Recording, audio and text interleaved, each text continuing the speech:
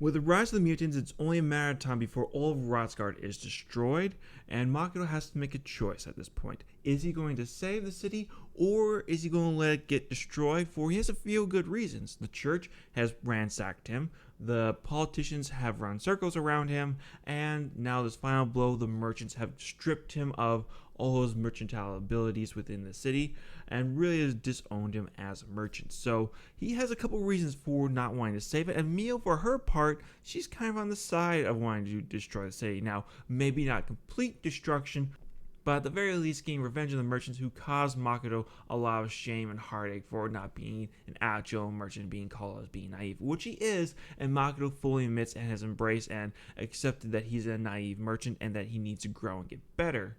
Now, Tomoe, she comes at it from the other angle, that if Makoto was to act right now, that him and his supporters could come in and save the city and not only just raise their renown, but perhaps even get them restated as a merchant within Rotsgard and not be forced to leave the academy, not necessarily too soon that Makoto doesn't want to. Makoto weighs the two options, but he does eventually go with Tomoe because it seems like the more logical one. And Makoto at this point, let's just be honest here, he's not a villainous type of guy. He will get revenge on you, he will take you out, but 90% of the time, Makoto is a good dude, and he sees that saving the city is due himself a lot of good and a lot of good for the citizens, so that's the way he's going to go. Now, his first action of this plan is to save the VIPs from the Coliseum and get them to a safer location, but at the same time, he also needs to help take care of the students, but not fight the battle for them. Now, what am I saying here? They just won their last fight against Imagud. Now that's all that left is the mutant. Well, here's the thing about that mutant. The mutant has eaten his fellow teammates, and he has also taken out the university's top mages that were sent to destroy him. They were little more than a stopgap to him. He beat them and ate them as well. So now it's just the students versus Imagud the mutant before he runs amok in the city and causes more destruction. Now, Makoto, for his point, he doesn't want to take this valuable learning opportunity away from his students, and instead he orders Shiki and Mio to guide the students through their fight with Imagud, to try to do their best to get some real life experience against a foe that is far stronger than anything they faced before, including the Drake. Now, as Makoto goes over there, he explains what he wants to do with the VIPs, and they're a little hesitant at first. I mean, fair enough, just some random dude shows up and says like, hey, I want to teleport you away to safety with some ancient magic. Like, yeah, I'd probably be a little hesitant too, but thankfully Ludo's there, who goes by the name of False in public, and he's willing to be a test subject for Makoto's teleportation, just to show the other nobles that he has never met Makoto before, and that he's willing to be used as a pawn for the teleportation. Once they use him and show him that he goes to the other side of the Coliseum and is alright, he comes on back, and everyone is willing to jump in and use it. Now, one thing I want to mention about this encounter is that we run into the head of the academy, and it's kind of weird that this is the first time Makoto's meeting him. I'm just saying that if you're a teacher, you should have bumped into him at least once or heard him at one of the faculty meetings or at least one of the events that the school puts on. The fact this is your very first time meeting him, I don't know, guys. I don't really know if I believe that necessarily, but it's fine for the show. I'm not going to gripe on it too much. I just thought it was kind of weird personally that you're making this the first time Makoto has met the headmaster, or at the very least seen him in person. Just kind of weird, I thought. Now, with that said, Makoto has Tomoe get the rest of the VIPs to safety, while Makoto is his job to guard the Hoplite family, who want to stay and watch the duel with Imagud the mutant for two reasons. First and foremost, it's Imagud. They're hoping that maybe they can reason with him, call out to him, and bring him back to his senses, and maybe hope against hope save their son. I guess nephew and son, depending on who you're talking to. And on the second one, it's their royal family that's causing this massive destruction within Rotsgard. That if the royal family isn't shown trying to do all that they can to prevent this catastrophe from happening further, they will completely lose face. Now, yes, they've already lost some by a member of the royal family turning into a mutant, but they can hopefully at least stop this a little bit by showing that they're willingly participating in preventing destruction happening even further. Now, the king does ask Makoto if he can take him and his family down to the lower dais so that he can call out to Imagud, which Makoto nods his head and goes ahead. Now, the way that they're doing this teleportation isn't by them just conjuring up the ability and showing everyone like, oh yeah, we can use this teleportation willy-nilly. They do have these swords that Tomoe and Falls quickly came up with, that they'll use that as explanation how they can do this teleportation. That way, it's not revealed on how actually powerful everyone here is, because Mako does make a statement that for everyone in the world, teleportation is a massive spell that is ancient and extremely hard to cast. Whereas for them, they just cast it like it's breathing. So if you tell everybody that you have this ability, it's going to cause some issues at the very least. Now, with him now at the dais, Imagu's father is calling out to him, but no result, unfortunately. All they can do is just watch in horror as the fight between Imagu and the students goes on. The students aren't doing too bad. They're wounding him pretty good. They're cutting him left and right. And in fact, one of the students get a nice good shot at his arm, slicing it off. Unfortunately, though, due to the mutant's regenerative abilities, it brings back the arm within an instant and is able to continue the fight.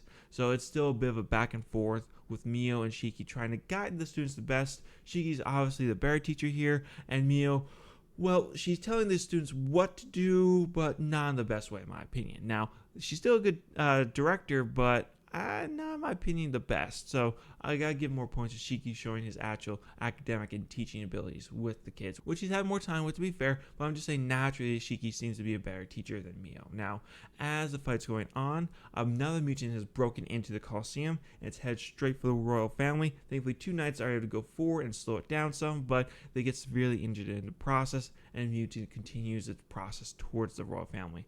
Now, before Makoto can do anything, the prince rushes forward to fight off the mutant. He leashes a slash against it, but doesn't do much damage at all, so Makoto has to use his mana matter to try to protect the prince and kill the creature. He uses an invisible version of it, so people can't see it, but still, it does the job and saves the prince's life. Now, what happened next, though, is a little bit embarrassing for the prince, because when Makoto used his spell, it caused the prince to be shot backwards, and for Makoto to catch him and grabbing onto his breast. So the prince turns out to be a princess in disguise. For what reason, we don't know. I didn't really think that the nation of Lumina was that sexist, because they have a female hero that they are praising and very happy about, but I guess that she has to be pronounced around as a boy for some reason. I don't know, but I look forward to hearing about what that reason is in the future. Now, seeing that family secret is going to be kept under wraps, Makoto is hoping that doesn't become a major issue, which it will. Come on, we all know that's going to become a major issue later on. But seeing that everything is in hand, he goes off and he meets up with the Rembrandts that he sees walking on up their dais that's head towards the Merchant Guild. Now, apparently the merchant that Makoto met with previously was named by Zane, and apparently he's an old friend of Lisa's, for they had merchant shops right next to each other and had a little bit of a friendly rivalry, so she wants to go say hi and see how he's doing. And she even gets in a little dig at Rembrandt that she actually prefers merchants like Zane versus merchants like Rembrandt who stab people in the back. Now, Rembrandt, he takes a little bit of offense for this, but he definitely sees that this is wife teasing, so he lets it slide for the most part. Now, at this, Rembrandt asks if Makoto knows the man, and Makoto's like, yeah, he's the one I met with, and he didn't really approve of my methods as a merchant. In fact, he stripped me of my abilities here in Rotsgard. Rembrandt, for his part, just shakes his head and be like, he's a good guy overall, so give him another chance. He'd probably come around for you. He just was a little bit on the grumpier side when you met him, is pretty much what I was getting from the conversation. Thankful to Rembrandt's reassurance, Makoto gives them 2 lizard guards that he pulls out of thin air. To the Rembrandts, he thinks that he summoned them. Makoto, he just teleported them from the demi-plane. He just tells the Rembrandts, hey, tell people that you got these guys from some magical tools. I don't want anybody to know that I can just pull these things from thin air. And with their grateful thanks, the party heads off for the Merchant Guild. They're probably going to be fine with the training that we've seen Makoto had with his students. They're probably not going to have any issues getting to the Merchant Guild, so that's one less thing that they have to worry about. Now, with that taken care of, Makoto heads back to the royal family to continue watching the fight with his students and the mutant. Now, as this is going on, we get a nice little cut over to the demi-plane, and we get to see Rona looking off into the distance as she's greeted by another one of the demon generals. And Rona, she doesn't really seem to have too much regret for betraying Makoto, which she definitely is. You're going to definitely regret that at the end of it, but that's to say that she still is cold-hearted as she always has been.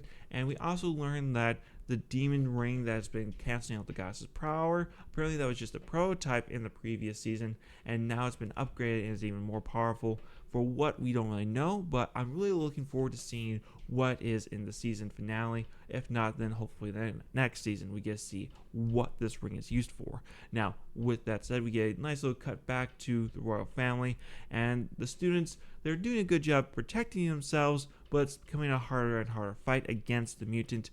So much so that the mutant uses a roar that thankfully Abigail recognizes that is similar to what the Drake used when they were fighting it, that can stun all of them. So she quickly throws up a barrier, but it's not fast enough, for it only gets her, Sutsufu, and Izumu, and the rest of their front line is completely frozen in place, just ready to be slaughtered by the creature. Seeing that they don't have much of an option left, Abigail grabs her bow and arrow, sets it aflame, and asks for Sutsufu to power it up, which she does gladly, and Izumu goes ahead and boosts her up into the air so that she can get over their party members so that they aren't scorched by the flaming arrow that she shoots.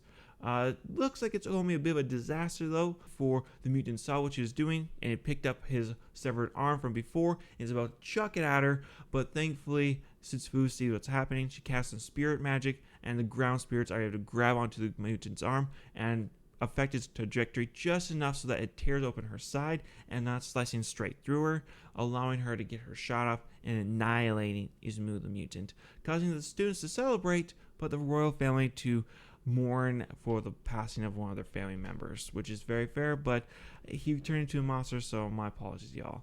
Now, I want to know from you guys, what did you think of this episode? Do you agree with Mio that the whole place should have been burnt to the ground for what they did to Makoto? Or do you agree with Makoto and Tomoe's line of thinking that you should never let a good crisis go to waste, is what the political slogan is, which you can't really argue against? They can get more out of it by saving Ratsgard than by letting it get destroyed. Still, I can see why Mio wanted to get a little bit of revenge at least. Also, I would love to know what you guys thought of the episode as a whole. Did you enjoy it? Did you find it entertaining? Or was it like, it could have been a little bit better? I personally thought it was a great episode, but I look forward to hear what you guys got to say. Leave a like and comment and subscribe, and I'll catch you later.